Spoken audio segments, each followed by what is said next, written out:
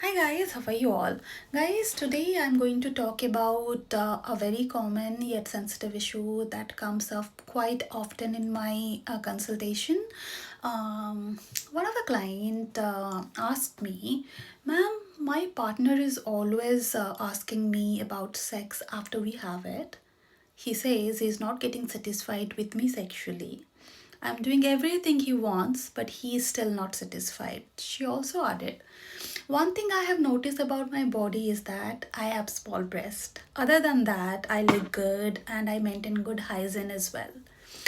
So now I know a lot of people might be experiencing something similar, feeling like they are giving their best, yet somehow is not landing the way they hoped. It can be really frustrating, disheartening, and honestly, guys, it is more common than you would think. So, today I'm going to break this down and talk about what can be done in this situation. So, just to start with, guys, let me tell you, it's not about the size of your breast, your penis, or any of your body part or your hygiene. Everybody is equally responsible for their own pleasure.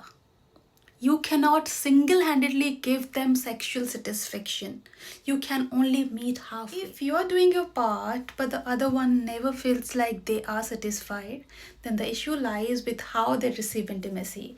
Actually, a lot of people can only climax through a very specific kind of touch that they use, for example, masturbation, or through a specific fantasy, because that's what their body and brain have got used to. Unfortunately, our precious societal taboo forbid us from ever discussing or learning about this.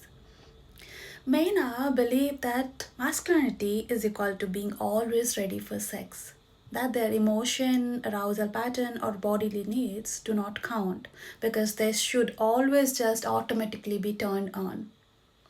And when that doesn't quite happen, instead of looking a little closer at their chatter from friends, peers, or the memes that love to spin these wild stories, or even just sitting with this feeling to see where they're coming from, is often way easier to just slide that blame over the partner.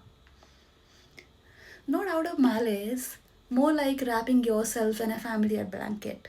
It is comfortable, it is simple, and honestly, it saves you from poking at the mess you built underneath. Admitting that you need something different or that your mind wandered elsewhere means owning up to it. It means stepping up, taking responsibility, and actually engaging with what's going on inside.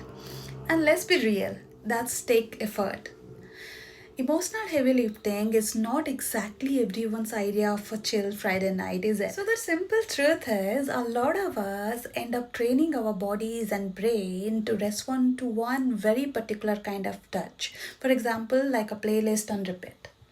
Over time, that becomes the only rhythm our system knows.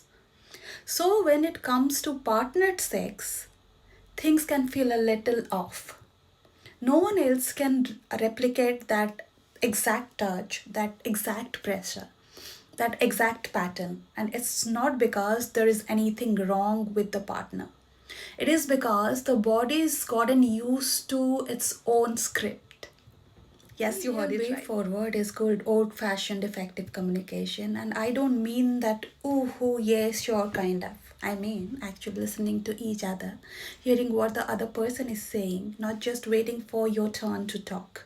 It's about laying it all out, what you both need, what actually bring you pleasure, and then teaming up to figure out how to make it happen for each other. Like two people on the same side building something together, not fighting opposite battles. Hope this helps. Thank you.